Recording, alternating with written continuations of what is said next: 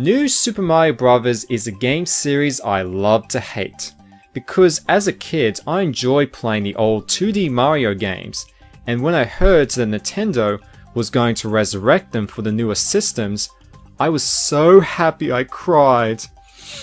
Unfortunately, New Super Mario Bros. Was just too easy for die-hard fans like me, so when I picked up the latest one for the Wii U, I assumed I would breeze through the whole thing without batting an eyelid.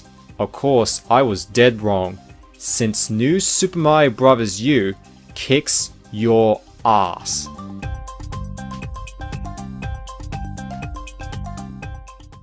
As you would expect, the game opens up with Princess Peach being kidnapped. Again. Ah, man, you'd think by now she would have invested in more protection and security. Although, this time around, things are slightly different, because instead of fleeing to his castle as always, Bowser kicks out Mario and his gang, then makes the princess a prisoner in her very own castle. And of course, Mario comes to save her. But nobody plays a Mario game for the story, you play them for the awesome 2D platforming, jumping over holes, stomping on enemies, using power-ups, and pulling down the flag to complete the level.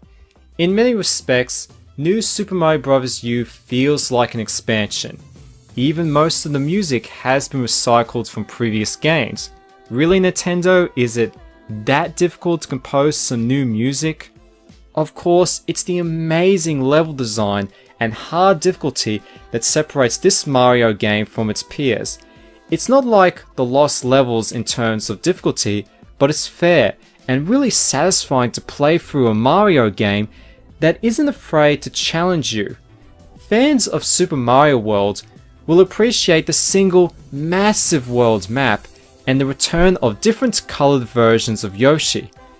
The only new suit is the flying squirrel, but the gliding mechanic does create some interesting scenarios. The main game should take no longer than 8 hours to complete, but the real meat and potatoes can be found inside the challenge mode. It contains over 100 levels with special rules and objectives. These will test the skills of any self-proclaimed Super Mario Pro. For example, in one level, the player has to make it to the flagpole without touching the ground.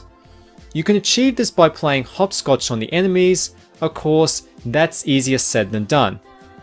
Sadly, there are no online leaderboards for any of these extra modes.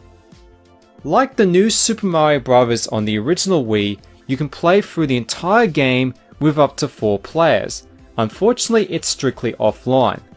An additional player can jump in at any time and use the Wii U pad to create platforms that aid Mario and his friends. I wouldn't call it a game-changing feature, but it does allow inexperienced players to join the fun. The Wii U pad also allows you to play through the entire game anywhere in the house.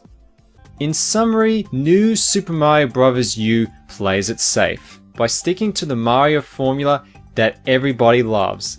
However, it's the diverse level design and hard difficulty that makes this entry the best in the New Super Mario Bros. Series. If you're planning to buy a Wii U system, make sure you don't leave the store without this game. Anyway, I'm giving New Super Mario Bros. U a rating of 8 out of 10.